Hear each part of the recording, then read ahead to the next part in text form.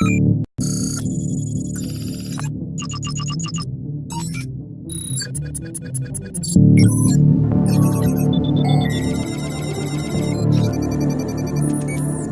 guys, what's up? It's your boy Chuckles here. And Isaiah. And we're starting another segment called Extreme Loadouts. Now this is going to be based on, a lot of people will come in and ask us questions, be like, how should I set up for, let's say, going to a Milsim event? So this is going to focus more on different loadouts for different play classes. So today we're going to be going over a rifleman loadout. We're going to be covering some other loadouts as well that you would probably want to wear. Now this isn't exactly be-all, end-all. This is just suggestions based on a lot of experience that we both have had playing Airsoft games on a more serious level. So strap in, strap on, and we're gonna take. So strap in. We're gonna take you through top to bottom why Isaiah is set up like this. Up top, you see Isaiah's got this brain bucket on. I believe it's a Lancer TAC replica of the Maritime. Yeah, it's a FMA PJ helmet. It's like the parajumping one, so it's got the holes on it that are ovals. Reason why I went with this is because it fits the color. So if I'm running Woodland, I'm gonna be on green team, so it's green team-esque, and it's a helmet, so I can protect my head. Wearing like cool stuff on my head. So, and I got the red light on the top for night games. So you just press that once, and a light comes on. One of the most important aspects of going to an event is your uniform. You're going to sign up for a team. If you go to a Milsim event, it's either going to be a tan team or you're going to be on green team, essentially, is what it boils down to. Now, being faction appropriate is super important because in terms of like stag ops events, your team will actually be deducted points if you are caught like out of uniform or if you're not following exact safety precautions for requirements. So this will fit all of those requirements. The primary requirement is that whatever's on your head, whatever your shirt is, and whatever your pants are, have to be that faction color. So tan, essentially, for the most part, can only wear tan. So tan, brown, those kinds of colors will be fine to wear on your helmet, your shirt, or your pants. Whereas green team, for the most part, you have a lot of leeway. You can pretty much wear, if you wanted to, some events you can wear jeans, a black shirt, and a black helmet, and you'd still be considered green. But you have to pay attention because sometimes at events they have game staff. But any color other than tan, essentially, you're good to go. So Isaiah is also rocking these Vulcan Zulus and a balaclava. So the Zulus are really low profile. I personally wear them as well. I recommend them. As long as you keep moving, it minimizes the amount of fogging that they do. Yep. It's really good for looking down sights. You'll be able to see a lot better. And then the balaclava is just a lower face protection just because it's more breathable rather than like a mesh mask that's crunched up against you all day. So most places don't necessarily require full metal face protection like we do. So this is something that would work outdoors, whether it was hot or it was cold, and again, a lot of breathability. It's definitely not going to protect you like fully, so you might want to watch out a bit. But yeah, you might want to have a square or something to protect your actual mouth or a mouth guard that you could wear. But other than that, it'll keep UVs out of your skin. Yeah. We're going to say we're going to be at an outdoors event, so we kind of went with an ASG brand, longer barrel, going to be a little more accurate, more of a pro line level gun. We went with an NC Star magnified optic. Outdoors, you're never going to need anything. In Airsoft in general, you're never going to need anything more than like a 3 or 4 times zoom ever. And that's mostly just for spotting at the extremes. But it'll be good for just getting quick target acquisition out there. Other than that, it's pretty straightforward. So the base plate carrier that Isaiah is wearing is the Condor Gunner. This is in multicam. Some of you are saying, why is he wearing a tan camo plate carrier and BDs under this color? Is because gear doesn't matter. Whatever you wear for your plate carrier, knee pads, anything doesn't matter for uniform specification. The gunner's really nice. It's got nice breathable mesh on it. It's super adjustable. It's got a quick release thing if you want to take it off really fast, but it's not really recommended because it's a bit difficult to get it all back together. But it is super nice though. Nice and adjustable. And then it has spots for like hydro or for radios right here, so it'd be nice little. We've got the holders on the sides for the radios or comms, which I use both of them for. So it's really good. It's got enough space, but it's pretty low profile. Right here, he has the Elite Force Red Rag. Pretty simple, straightforward, so you don't have to always be fussing around for your red rag. It's nice to have it in one place. And then he's good.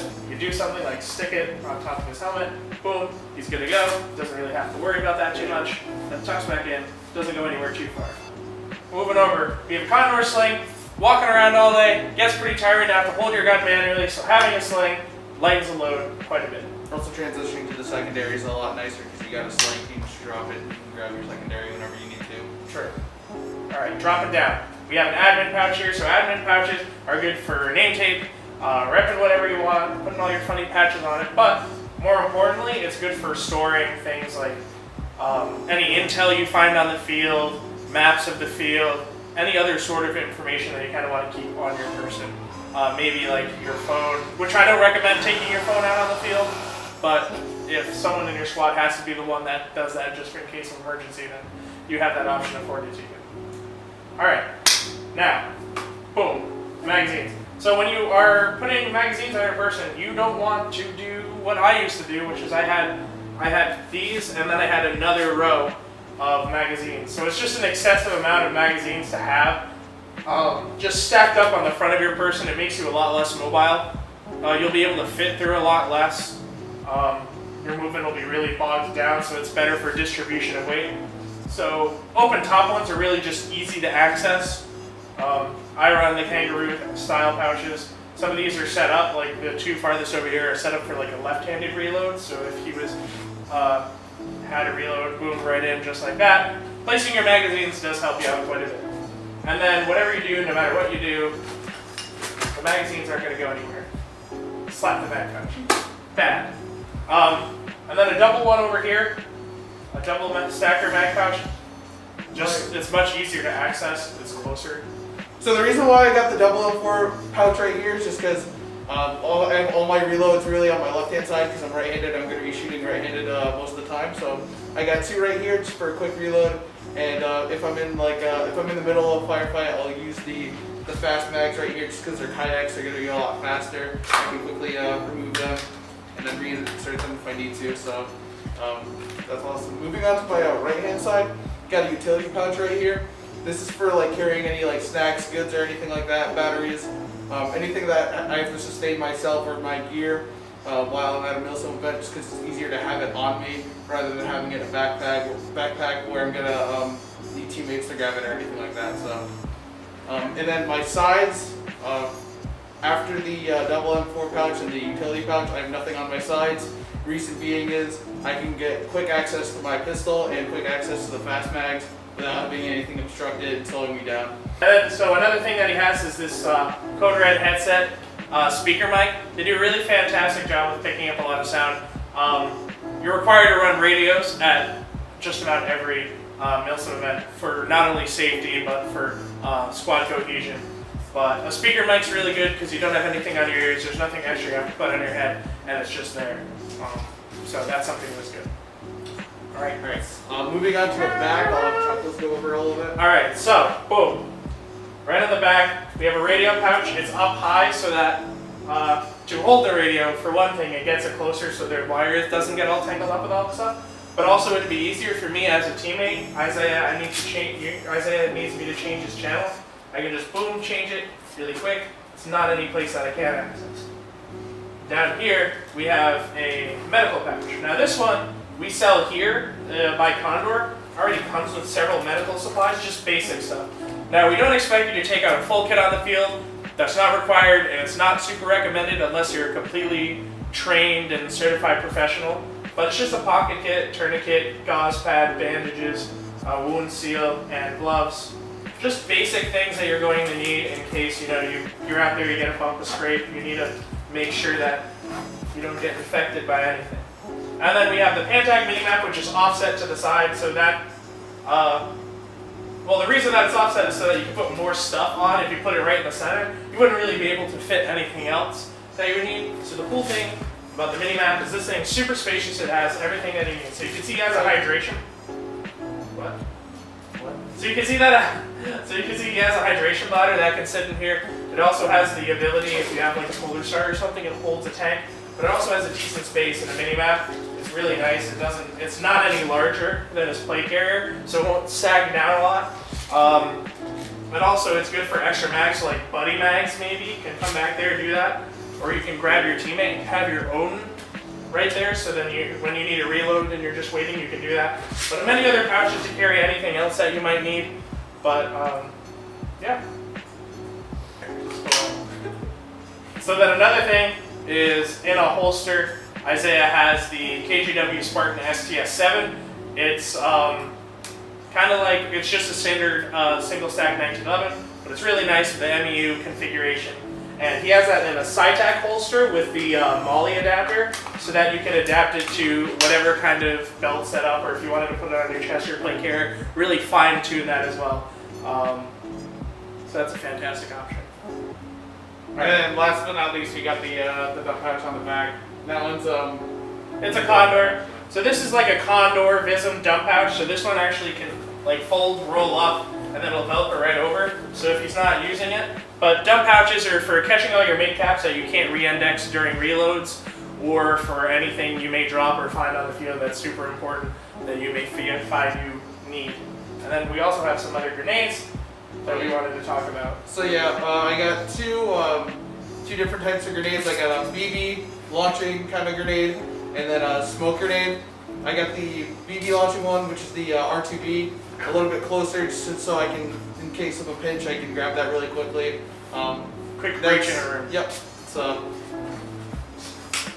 one of the R2BS grenades. I really like these grenades. Actually, I use them like all the time whenever I'm at events, just because they got the nice spool and whatnot. But these launch 200 BBs and make a really loud bang whenever they go off. And then I got the EG18X, the green one. This deploys a lot of smoke if you need smoke cover while you're moving. And I have those both in EG18 pouches by Nola Gay. Yeah, you might not always find yourself needing or having a necessity for like bang grenades or BB grenades, unless you're going into a more CQB-esque place, but sometimes you have to clear out buildings. And that smoke's good for, obviously, squad movement. So, as you can see, the whole point of the subload is to supplement whatever he has up here. So, yep. Awesome. So then just one more thing I would recommend is you recommend a really nice pair of hiking boots if you're going to be outdoors, moving a lot. Sneakers are not going to be that great at all. Some places actually require that you have boots because it's an aggressive terrain and you're going to be keep up with it. So just another quick tip. And then just outro. So thank you guys so much for watching this. This is the first one. Let us know in the comments below what you thought about this. Does this kind of seem like something you would run? This is just, like I said, like we prefaced with, is that this is just a general idea of what you kind of want to go with. You don't have to do exactly everything that Isaiah says and just be like, oh yes, I need everything. Here, same thing. How did Isaiah do it? Watch the video for 5 hours. You don't need to do that. It's just a recommendation. Something different is going to work for everybody. So even Isaiah has his own recommendations for what he would fix with this kit. So other than that, thank you guys so much for watching. Don't forget to like, subscribe to our channel here, follow us on Instagram, like us on Facebook, pay attention to our calendar. We've got some events coming up you guys don't want to miss. Thank you guys so much. We'll see you.